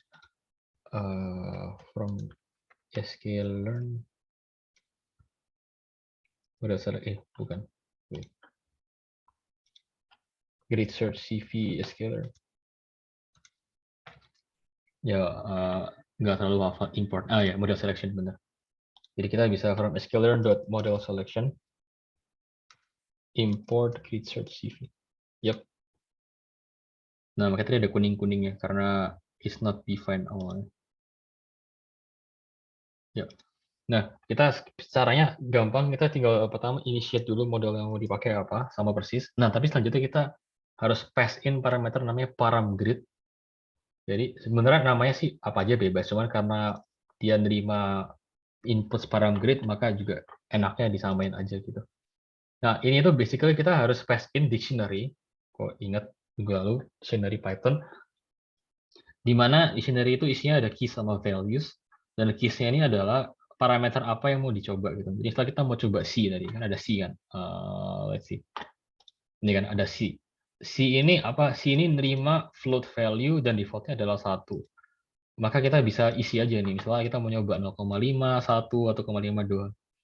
Jadi kita kasih semua kemungkinan dia mau dalam bentuk suatu list. Terus kita bisa juga lakuin ke semuanya. Misalnya kita ke kernel, degree, gamma, and so on. Nah, ini sebenarnya kita bisa literally bisa coba semua parameter ini, cuma mungkin yang paling umum ya ini aja sih, paling kernelnya pakai metode apa, terus degree-nya mau degree berapa, terus pakai scaling gamma atau enggak. Ini ya macam-macam parameternya lah. Dan terus kita masukinnya tinggal grid search CV, kita panggil, masukin estimatornya apa. Jadi model yang mau coba itu adalah model SVM kan. Jadi kita pass in model ke model, terus parameter yang mau dicoba tuh param grid-nya apa. Verbose-nya itu cuman kayak ketika dia ngelakuin step-nya, kita mau tahu nggak sih dia lagi ngapain aja gitu. Nah, ketika kita fit, maka dia akan nge-print gitu. Nih. Jadi verbose ini ya output dari ininya. Kayak apa ya, message-nya lah. Jadi dia bisa bilang ada 64 candidates. 64 itu dari mana? Nih, ada 1, 2, 3, 4 kan. Ada 1, 2, 3, 4, ada 2, ada 2. Berarti basically dia akan nyoba semua kombinasi, which means dia akan nyoba 4 kali 4 kali 2 kali 2. Sama dengan 64. Maka dia ada 64 percobaan. Jadi dia beneran nyobain semuanya satu-satu.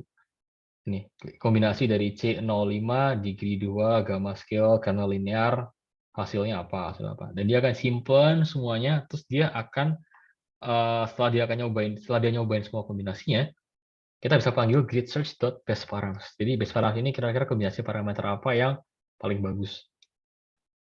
In this case adalah setengah, 2 gamma-nya scale sama RBF. Nah, jadi di insert code ini kita bisa di-initiate, kita recall lagi, kita svm.svc. Cuma sekarang kita bisa pass in C-nya 0,5, degree-nya 2, gamanya scale, sama kernelnya RBF. Ya, nggak ada error, berarti all is good. Jadi sekarang kita bisa panggil yang accuracy score tadi, which is this one. Dan kita run.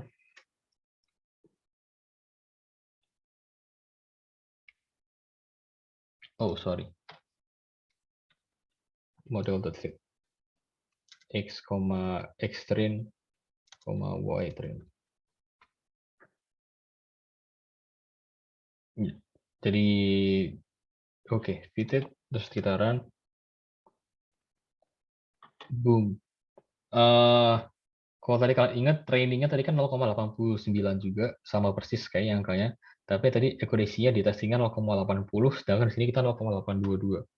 This is a good thing, jadi kita bisa ngeliat kalau setelah kita melakukan percobaan ini, kita dapat angka yang lebih bagus lah. Kita dapat improvement meskipun kayak cuma 0,02, tapi it's a improvement. Jadi kita bisa pakai research ini buat semua model scalar. Jadi kita juga bisa nyobain di linear regression, di support vektor yang lain, atau di logistik, itu semua bisa juga.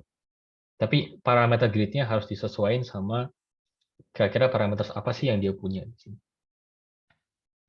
Nah, sekarang kita ke decision tree from sklearn import tree. Terus kita tinggal panggil, ya kan, sama kayak tadi di slides. Tinggal di fit juga, jadi again, so far I think semuanya sama. Kita pakai default parameter dulu. Dan ketika kita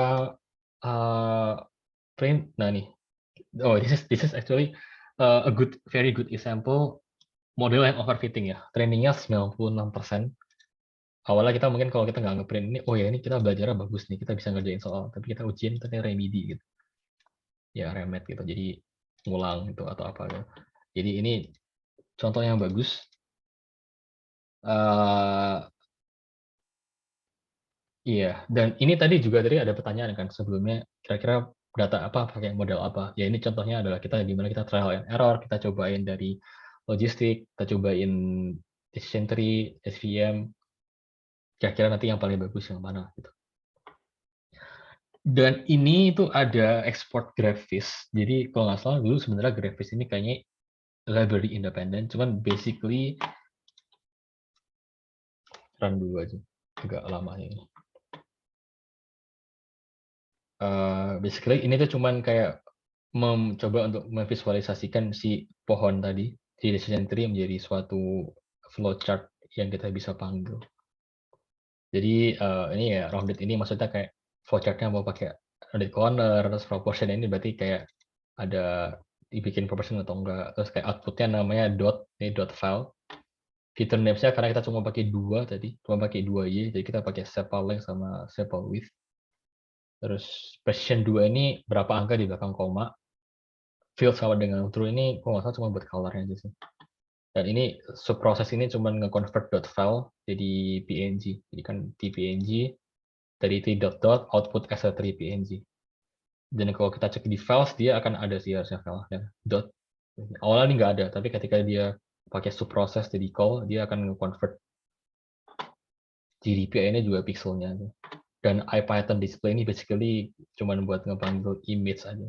Juga bisa pakai image color yang lain, cuman ya let's just use this. Nah ini mungkin sangat-sangat itu ya, sangat-sangat memusingkan. Cuman karena ini datanya banyak yang numerik.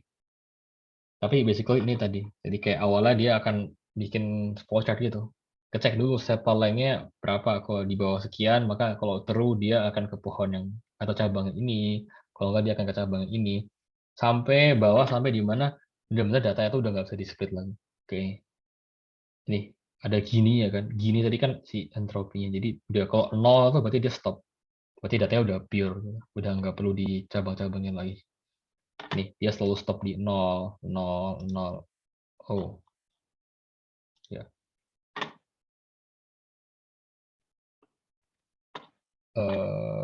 Iya, mungkin gambarnya agak kebesaran, jadi agak nge-freeze collab-nya.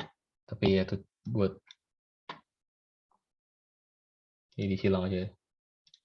Ya, nanti bisa di-run sendiri, tapi basically itu cuma manggil, oh ya, by the way kalau udah manggil si call, udah ada filenya, ini bisa di-comment aja, pakai kontrol tanda tanya ya, kontrol slash buat komen.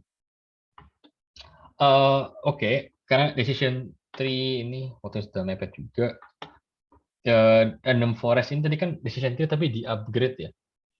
Jadi decision tree tadi kan kelihatan banget kalau misalnya ini tuh overfit. Nah, ini mungkin a good time untuk coba random forest karena basically random forest tujuannya tadi untuk prevent the overfit. Dan ini langsung aja pakai grid search. Kenapa ini nggak ada keluar apa-apa? Soalnya variablenya 0. Berarti kita matiin lognya, log message-nya.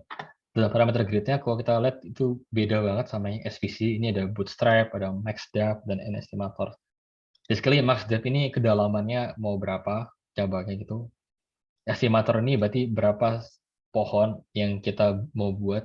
Jadi kita either 100, 200 atau 300. Dan bootstrap ini kita mau pakai data bootstrapping atau enggak gitu.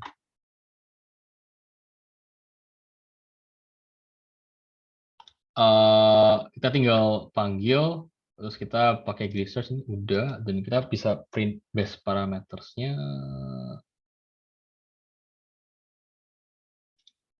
Grid search dot base. Ada yang salah.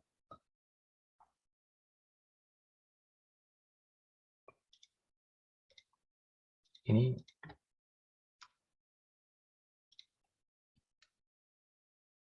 ada typo. research.cv.best-params.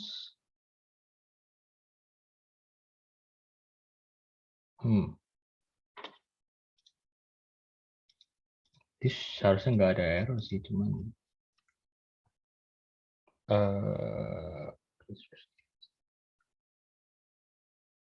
oke.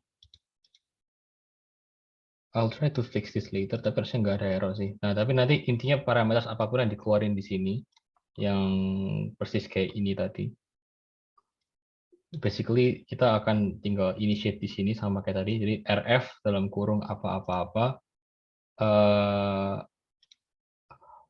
Oh, wait, okay. I know what the error is. It's a stupid mistake. Kita udah initiate, tapi kita belum fit xtrain, ytrain. Oke, tinggal di dot fit. Nah ya, makanya tadi kok cepet banget. Ya, by the way, random forest ini karena dia selalu bikin kayak 100 sampai 300 ini, jadi dia pasti research-nya akan cukup lama. Jadi ya bisa dilihat dia run-nya agak lama. Tapi this is working fine. Nanti kalau kalian run.best-params, kalian pasti bisa dapetin kira-kira bootstrap-nya maksimal berapa, max depth-nya berapa, estimatornya berapa, terus kalian tinggal di sini tinggal bikin aja kelas baru, random forest classifier. Terus kalian tinggal rf.fit, bootstrap-nya equals to something, jadi I'll leave it as blank dulu, jangan di run pasti error. Oke. Yap. Sudah selesai, best paramsnya oke. Bootstrap is equal to true. I think the default is true, tapi nggak apa-apa. Max depth is equal to 90, and then the n estimators is equal to.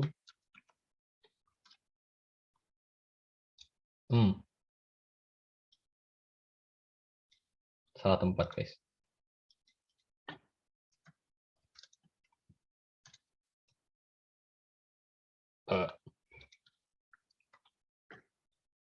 Yep.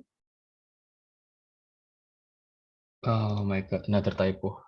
Estimators.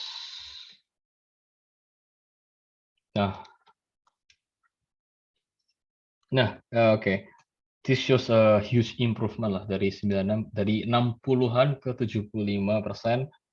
Jadi oke, this proves that random forest is good. Tapi untuk this case, jadi ini tinggal di run. Jadi karena tadi kita kan punya 300 pohon, 300 trees. Karena kita cuma punya limited, kita nggak bisa ngeplot semuanya. Makanya tadi aku bilang kalau random forest itu agak susah diinterpret. Cuma kita selalu bisa panggil rf.estimators underscore, terus kita tinggal index aja. Jadi kita bisa panggil ini dari 0 sampai 299 untuk panggil pohon ke berapapun atau trees ke berapapun, dan kita tinggal bisa do the exact same thing ya. Untuk ngeplot ini, cuman nggak akan aku lakuin karena waktunya udah mepet. Tapi basically sampai sini kan supervised learning udah dilakuin semua. Mungkin at the end of the day, kalau aku bisa buat kesimpulan untuk supervised-nya, aku bakal pakai yang SVC. Karena bisa dilihat tadi meskipun trainingnya dia nggak terlalu akurat, kayak 80%, tapi dia testingnya dia bagus gitu. Sedangkan tadi kalau pakai yang random forest atau decision tree, dia tetap I think it's still is overfit gitu.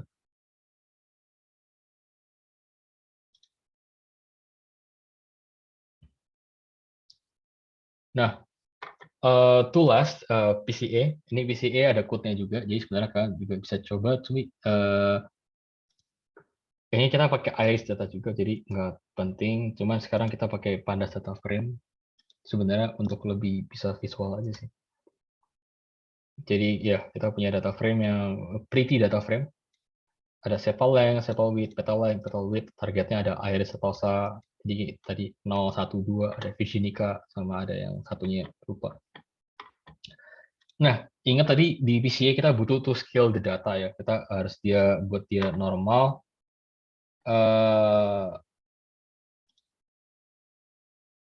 Oke. Jadi di ini aku belum nambahin code buat scaling. Cuma basically scaling itu juga simple. Kita sudah punya scalar dan preprocessing, import standard scalar. Jadi kita selalu bisa ngelakuin code sama persis scalar sama dengan standard scalar. Ya kan?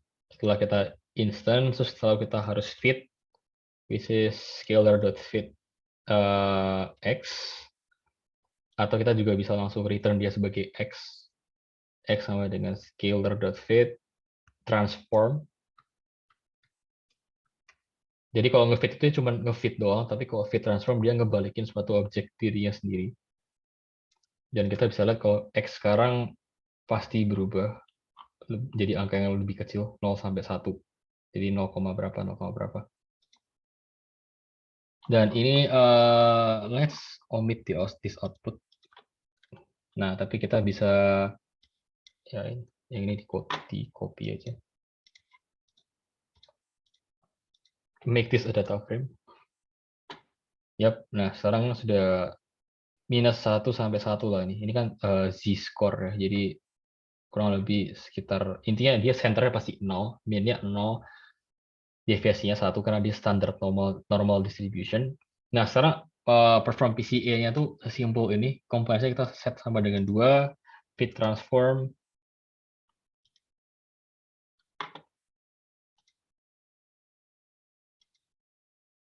Halo?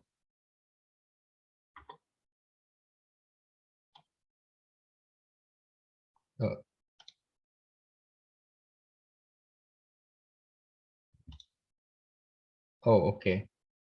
Jadi turns out the internetnya nggak putus, cuman collab-nya yang putus. Jadi collab-nya lagi trouble. Oke, I guess waktunya emang sudah habis juga. Tapi I just go through the code ya. Jadi ini collab-nya nggak tahu kenapa lagi nggak bisa connect ke instance-nya mereka. Tapi basically kita tinggal panggil sudah di PCA-in, dan nanti kita bisa lihat dengan plot ini karena tinggal run aja sendiri juga bisa. Kalau misalnya ternyata awal itu datanya 4 variabel, tinggal 2 variabel, tapi tetap tidak menghilangkan informasi. Dan ini sebenarnya ada source-nya juga. Oh, oke.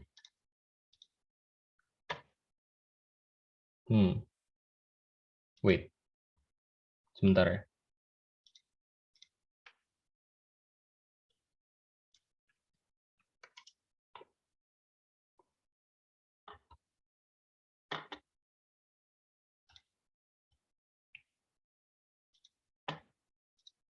Oke. It's back live somehow. Oke. Rerun. Run. PCA. Nah, ini ya, jadi tetap meskipun datanya itu awalnya 4 variabel, kita tinggal 2 variabel, tapi tetap bisa lihat kalau dia tuh tetap bisa separate datanya. Jadi ini merah ini kan tetap bisa, hijau tetap kepisah sama biru. Padahal datanya awalnya kan 4 variabel, tapi sekarang cuma tinggal 2 variabel. Jadi itu gunanya PCA. Yang terakhir ada explain variance ratio. Jadi ternyata komponen pertama itu covers up to 73%, yang kedua 23%, kalau di total kan 95%. Jadi kita menghilangkan 2 variabel, tapi kita sekarang tetap cuma kehilangan 5% informasi dari datanya. Jadi that's how you interpret the variance ratio in PCA. Yang terakhir banget, sorry, overtime. Tapi ini kita punya k-means, tetap pakai sklearn, cluster, import k-means. Make blobs ini cuma buat generate random data aja, jadi dataset sintetis. Terus ini kita lihat kita bikin looping selama 10 kali, kita generate 10 different k-means cluster, terus kita hitung inersia ini tuh berarti WCSS yang tadi kalau kalian ingat, yang within cluster sum squared. Terus kita plot semuanya. Nah, kita bisa lihat di sini itu ya dia putus di 4 kan tadi kan. Awalnya tuh drop, terus tiba-tiba kayak the landai. Jadi kita bakal ngambil dia sebagai 4. Maka di sini kita bisa reinitiate k-means cluster 4. Terus semua yang di sini selalu bisa diganti-ganti. Tinggal di search aja di documentation-nya. Terakhir kita fit, predict, terus kita bisa lihat kalau the prediction is solid. Nah, jadi cluster centers ini adalah centroid, dan kita lihat kok centroidnya bagus banget ya. Udah benar-benar pas di tengah-tengah. Well, I guess that's for the code. Kalian selalu bisa review pakai collab yang udah share. Yeah, thank you, I guess.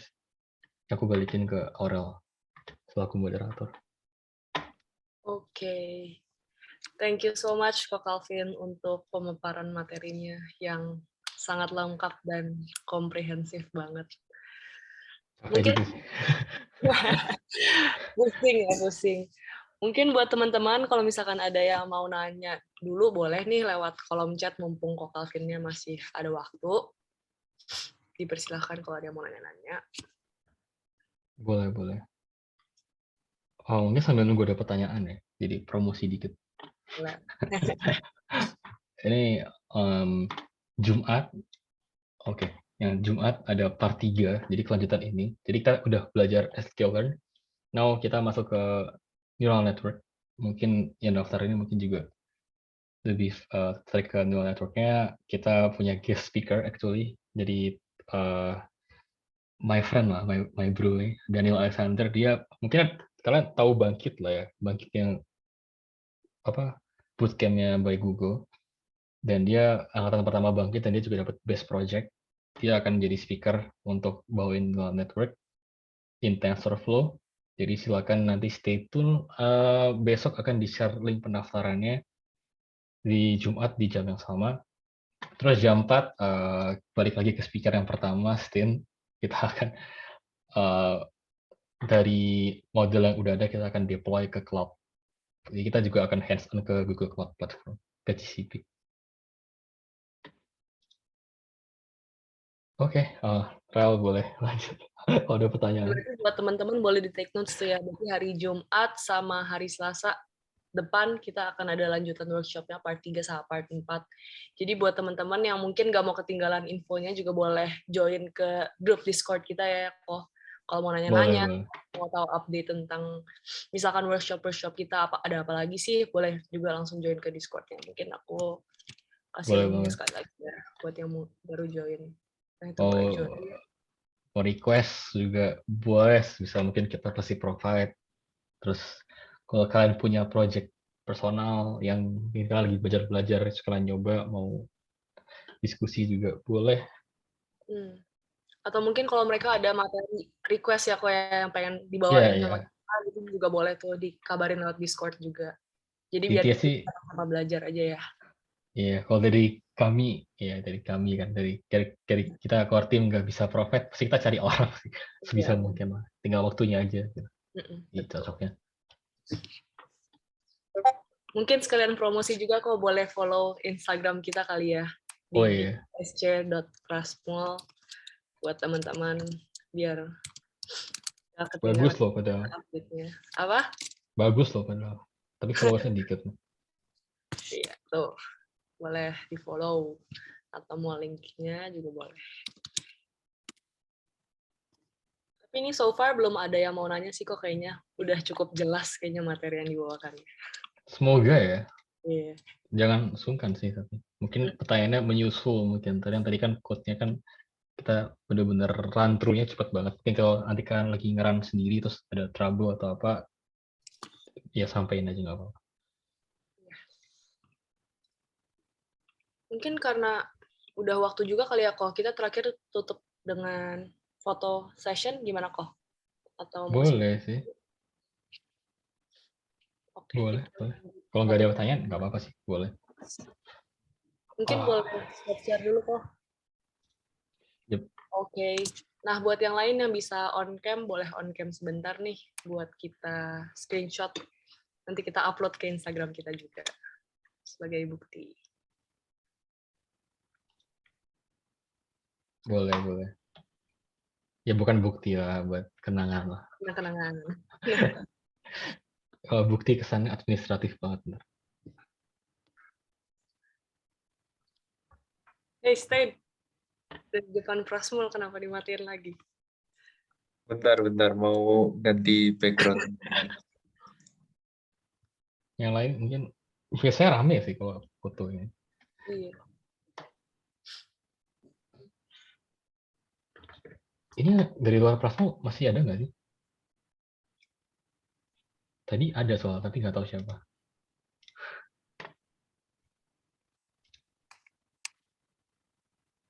Oh. Yang lain mungkin masih mau tunggu. Oke. Mungkin kita screenshot dulu ya. Kok Calvin, aku screenshot ya. Oke, boleh. 1, 2, 3. Sekali lagi. 1, 2, 3. Oke. Dokumentasi itu deh, wajib gaya GDC. Apa? GDC ini. Iya, boleh. Lagi. Jangan off cam dulu, jangan off cam dulu. Nah, tuh ikutin gaya Kok Calvin ya semua. Aduh. Aku screenshot. Oke, 1, 2, 3. Satu kali lagi, 1, 2, 3. Enggak, 1, 2, 3. Oke. Ya. Appreciate it guys yang udah datang. Thank you banget. Udah ulangin waktunya. Again, kalau ada pertanyaan, feel free to ask. Oke.